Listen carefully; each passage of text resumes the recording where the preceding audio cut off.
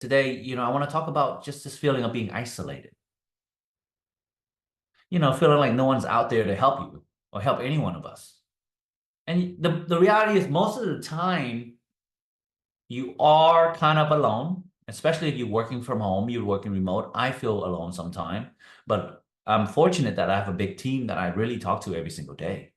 But I know some of you guys here, that you guys work from home, and some of the choices that we make kind of tend to be put us in a place of like kind of loneliness, right? You feel kind of alone because, and I know some of you guys know this, like as you get older, you seem to have less friends. I don't talk to a lot of people anymore. I don't have a lot of friends.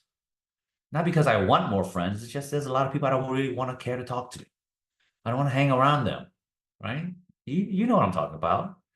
You want to make friends, but it's kind of awkward. Like, hey man, can I have your phone number so we can hang out later? It's very weird. They think you're a creep or something, especially a guy asking another guy for a phone number, right? Not a lot of us want to do that. I don't want to do that. It's kind of weird sometimes.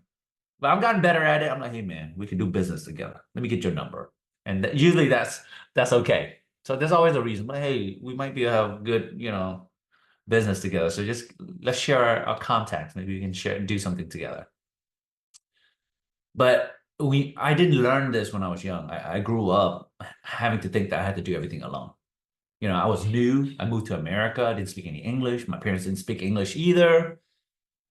So, the whole time they kind of took care of themselves. They were trying to feed us, trying to keep us alive, really.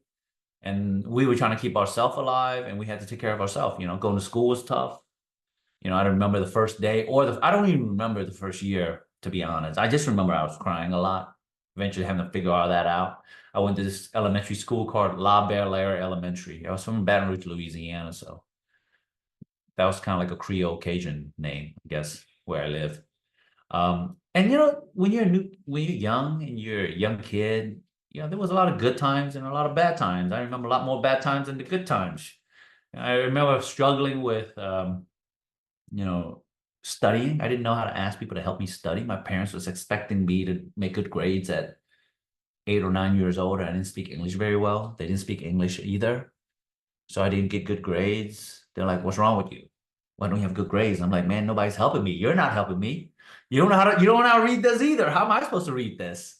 So there was a lot of challenges, and sometimes going to school was a nightmare. So I tend to seclude myself. I didn't really want to hang out with people because I was scared. And of course, I was getting beat up by random kids because I didn't speak English. And so I was an easy target. And they could tell, dude, when like when predators go out, like lions, they look for the weakest animal. They're not looking for the strongest guy to attack, to hunt. Like that doesn't make sense. Right? I'm not gonna look for the biggest, strongest like bull to chase after to eat. I'm not gonna do that. I might get hurt. I'll look for the weakest animal. That's just an animal instinct thing. And so I was pretty weak back then. I was scared. I was an easy target. Sometimes school eventually becoming a nightmare. I didn't have anyone to talk to. And that kind of built up this feeling of isolation. And, I was always living in fear, because I experienced all these things that I couldn't tell anyone. My parents didn't understand because they never taught me either how to speak with them.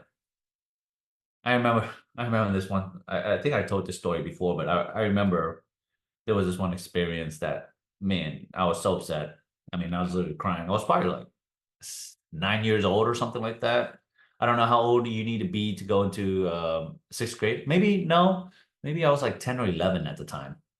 But I had this bike I bought from a friend in the neighborhood, and I live in the hood. I didn't know I lived in the hood, but at the time, now I know I live in the hood.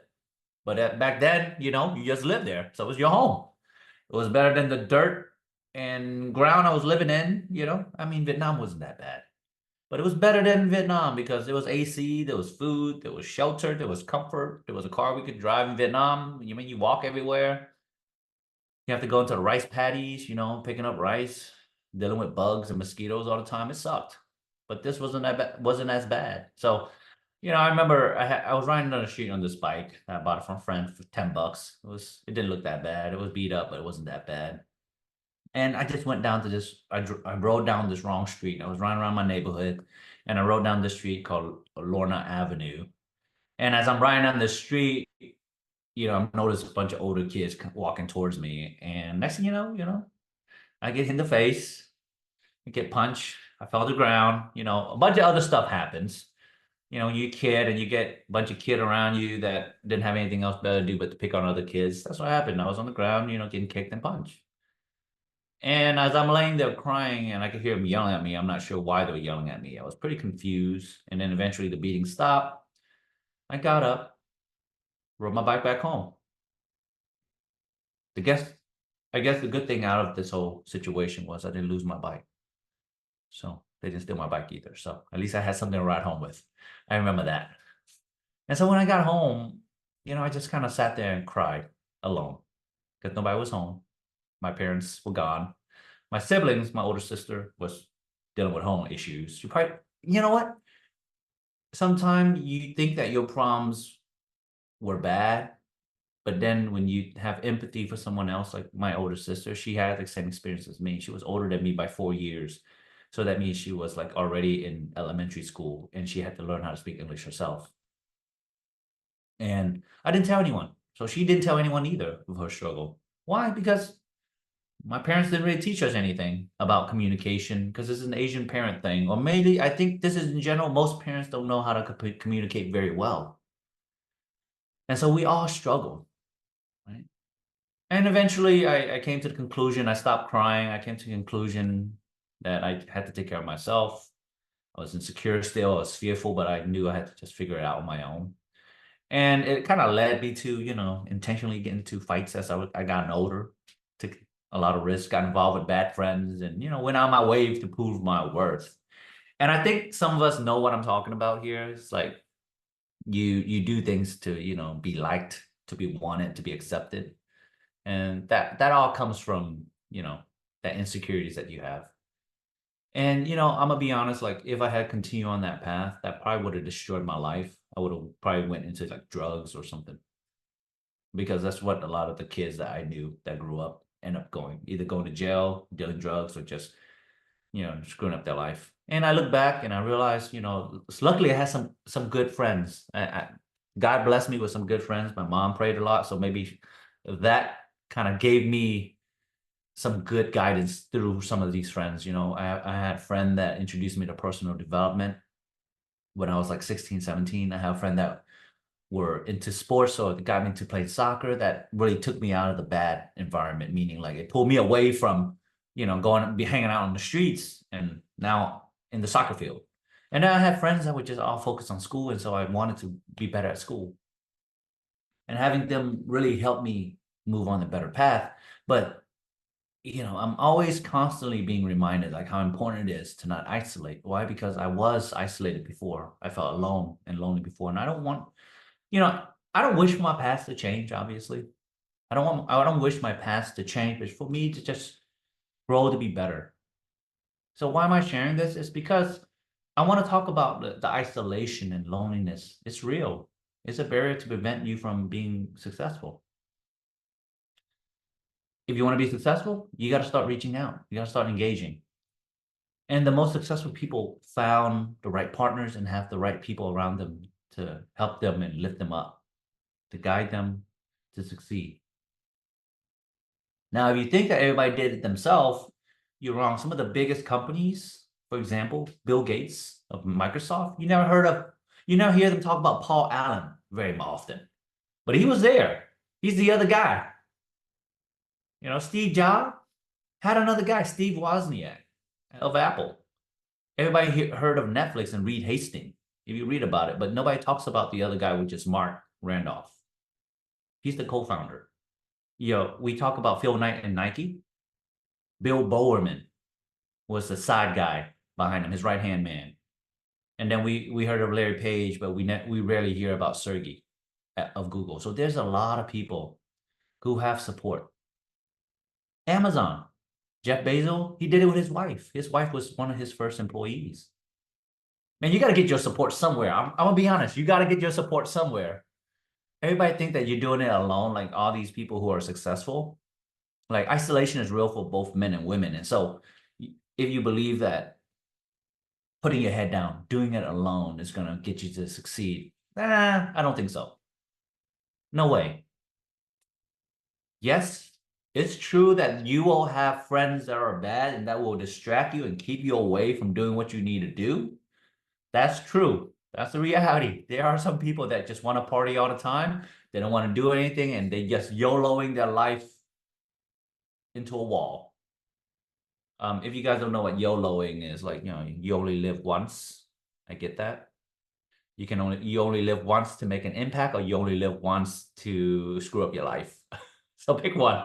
Pick a direction, right? Pick a direction when you YOLO. So now, isolation is a real struggle for men and women. This is for all of us. It doesn't happen overnight. It was a habit that forms, over time. Like you slowly disconnect because you weren't taught why it's so important to connect with other people. Like these are some of the things that, like, these life rules that should be taught in school for kids. Honestly, like teaching kids how to keep relationship, teaching kids on how to reach out for help. Like people don't teach them that. The school doesn't teach you that. You have to really learn that on your own. And when you're isolated, it really impacts your motivation. It reduces your sense of accountability. There's no external stimuli that drives you, right? There's nothing to really push you because you're doing it alone. And so when you're isolated, no one is really telling you what to do. Nobody's noticing you miss deadlines. Nobody's like really noticing that you miss a target that you set out for yourself. Like, hey, I want to lose 30 pounds. Okay, so who's keeping me accountable for that? And you're like, I didn't lose 30 pounds. It's okay. I'll get over it, right? So every time you miss your goals, nobody's reminding you like, hey, you miss your goals, you need to get on it. So you can be a little relaxed. So your attitudes become kind of relaxed, if that makes sense. So that's what isolation does. And it affects your standards. Like if you want to have a high standard, but nobody's keeping that standard, how can you have high standard? So studies show that isolation can lead to reduced motivation, increased stress, increased anxiety, depression, and loneliness. And along with reduced productivity and increased procrastination. Who hates procrastination? I do. Raise your hand, you hate procrastination, right? I hate procrastination. We all hate it. Raise your hand, don't lie. Because I know you guys all procrastinate in some areas of your life.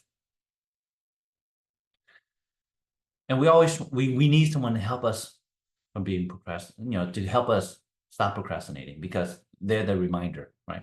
Remember, it's easier to give up on you versus giving up on someone else.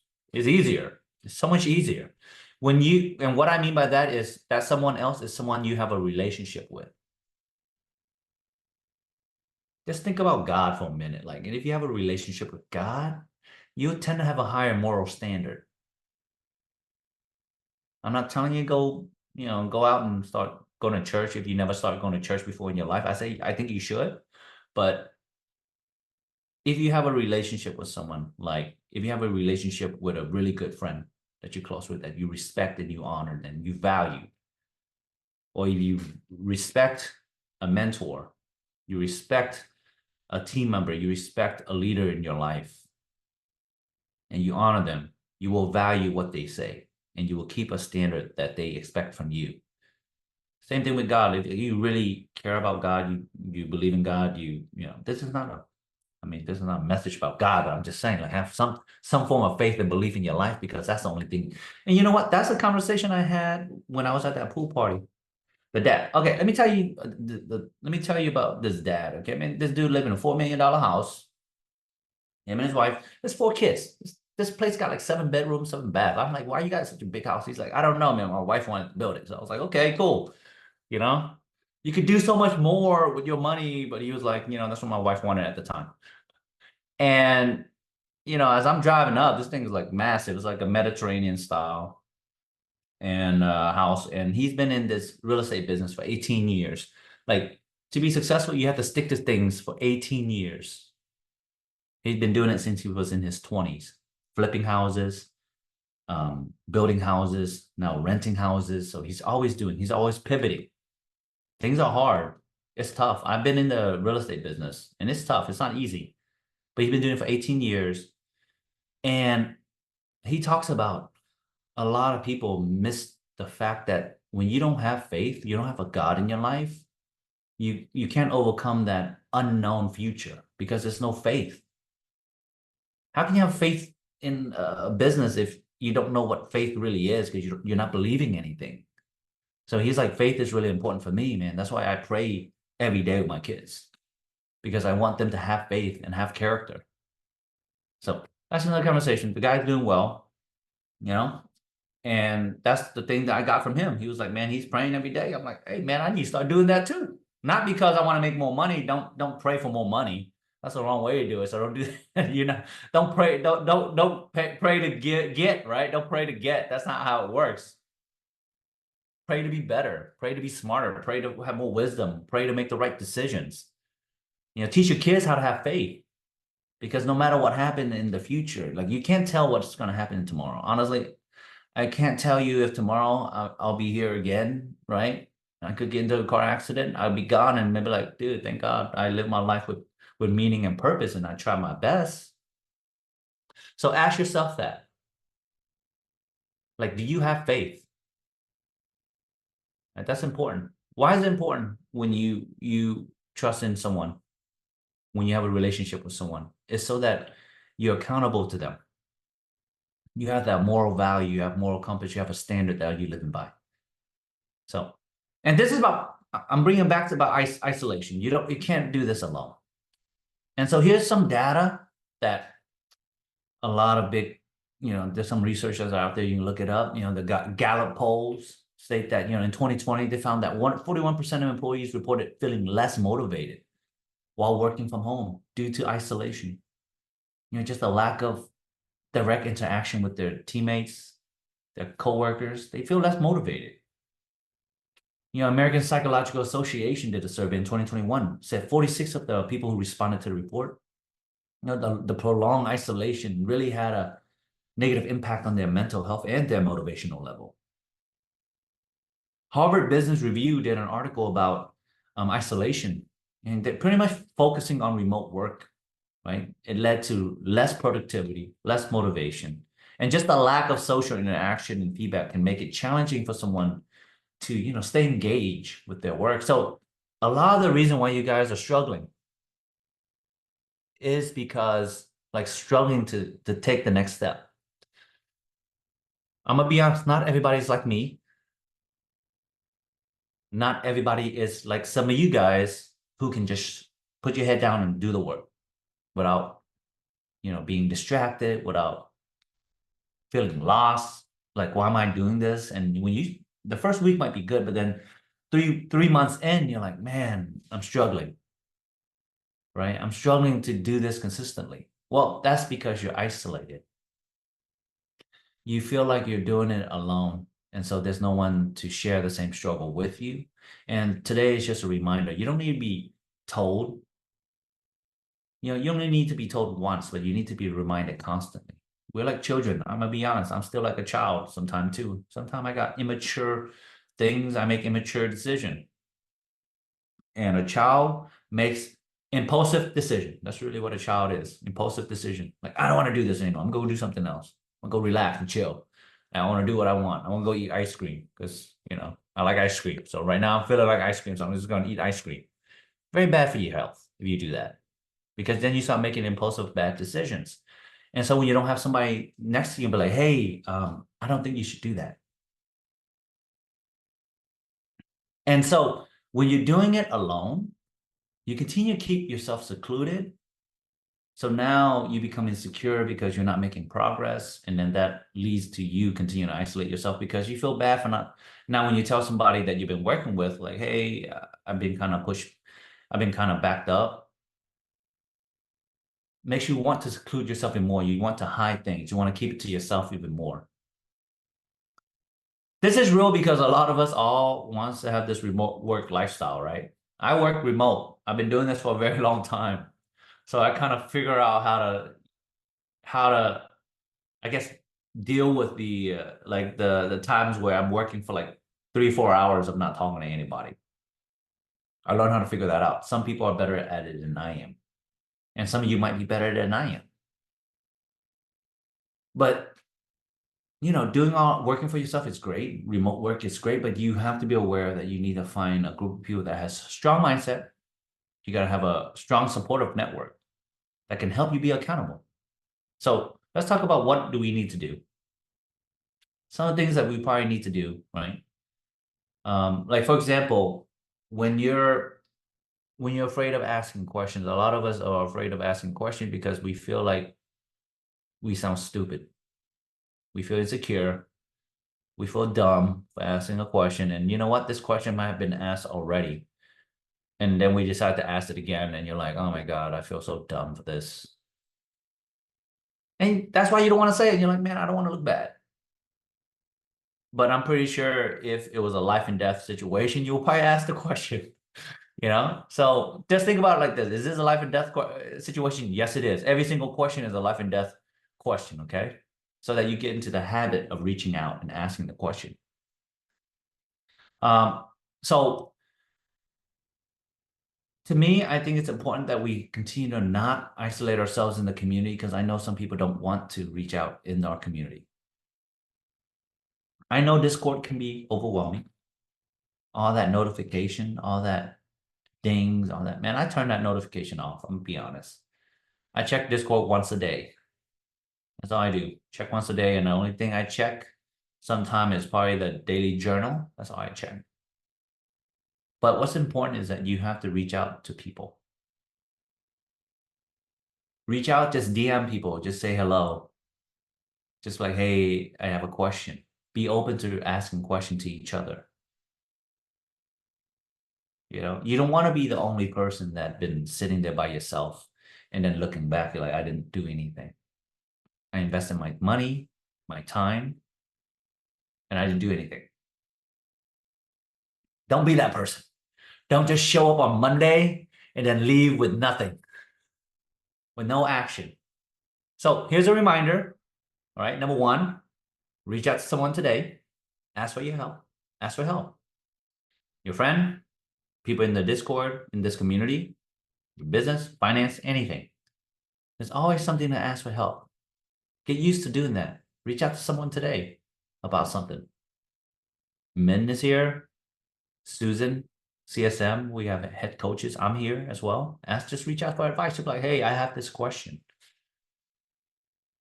I promise if you ask me a question, I will get back to you. I cannot promise I'll get back to you in 5 minutes. That's not going to happen. I look at it once a day. So it's going to take a couple of hours. I'm not going to get back to you right away. So just remember that. Okay. But some other people might respond faster. But hey, don't let Discord be the distraction, but definitely create a connection. Instead of doing text, ask the question, do a video recording. Number two, you got to build a support group of 3 people. So find 3 people that you can talk to every day. 3 people. Who is your friend that you can talk to every day? And these are the 3 people that you call. I have a lot of people, actually. I have 5. And I talk to them pretty consistently. I call out all the time. I call them all the time. Every time I'm struggling with something, spirituality, I have a friend that I call regarding spirituality. I have a friend for fitness. I have friends for business. I have friends for health, all kind of friends. Specifically, these people are the ones that I reach out when I have a question. If I'm not feeling good, if I'm not feeling right mentally, I call out. So 3 people that you talk to every single day. I didn't know I needed this until I did. You don't know you need them until you need them. So don't wait till that time comes where you need them. And then it's too late because now it's kind of awkward and you're like, man, I'm struggling, but I don't know how to, do I feel needy when I call them? Don't be that person. Establish the relationship right now. Right? You don't want to message like, hey man, I need to borrow like $1,000 when you didn't have a relationship. Don't do that. Right? When you have a relationship, it's easier to be like, hey man, I'm going through hard times. Can I borrow $1,000? I'll pay you back, I promise. So, like for me, I think that's really important because when you have a relationship, it becomes easier. So get used to just be like, hey, just wanted to reach out. I heard you're good at this. I value your advice a lot. Hey, I value your advice a lot. I want to get your thoughts on something, on this. That's really, just use that word. Hey, I want to get your advice on something. right? You make the person feel good. Like, oh my God, like I didn't know I had that much knowledge and wisdom to share, right? You blow their brain up a little bit too. You blow their head up a little bit. You feed their ego a little bit. Just be like, hey, I value your wisdom. I need some advice. Can you help me with this? And XYZ. Type in your question. And the last thing is make it a daily habit that you reach out to one person a day. Every day, just reach out to one person. That's really important. It's not a habit that people like to do. It's very hard. It's hard for me too. Who here has a friend that they talk to every day or someone that they talk to every day? Raise your hand. Okay. Not that many hands, I'm gonna be honest. I only saw like 3, which is, oh man, that's sad. You guys need some friends. Some of you guys need to get some friends, man. Just kidding. Just kidding. But that's the truth. You guys need some friends, okay? And make sure you have the right person that you're talking to too. And when I'm talking about people you talk to, is people who motivate you, inspire you, support you, care about you. They want the best for you. Those are the people that you want to be in your life. This is just a reminder, man, that isolating yourself and disengaging can really impact your motivation. It makes it really hard to take action for anything, to grow your business, to improve in your personal life. Like, you can't do it alone. I'm gonna be honest. Like I used to struggle with that. So just remember, when you're sitting alone, and these are the signs, when you're sitting alone and you're struggling and you're not able to call anybody or reach out to anybody, you're isolating yourself. And you didn't recognize it because it happened over time. So make it a purpose, an action item now to reach out to someone daily. Have them on your speed dial. Have these people, the most important people, the 3 people in your life that support you and that you value, you highly respect them, so that you can, reach out when you're struggling. We're not alone in this journey, especially in this business journey, this online business journey. You got to reach out, you got to connect, build a network that supports you. Take this, be proactive about it. That's the only way you can fight isolation. I'm gonna be honest. Like, you gotta be proactive. I'm gonna be honest. You're like hundreds of other millions of people who like, I don't know how to reach out. So now your friend don't want to reach out. You don't want to reach out. Nobody's reaching out. The older you get, nobody's reaching out. When we're young and we're kids, we didn't have the stress and insecurities of the world that was put on us. And so we just play with anybody. Right? Remember the innocence of a kid, right? The innocence of a child. You just went to the playground, you hung out with the kids. It's amazing. It's not like that now. You feel with insecurities and you're like, oh, they might judge me. And that's what you have to break through. So learn how to not isolate yourself by making it a habit, reaching out to people and asking for help. And engage in the community. Reach out to somebody today.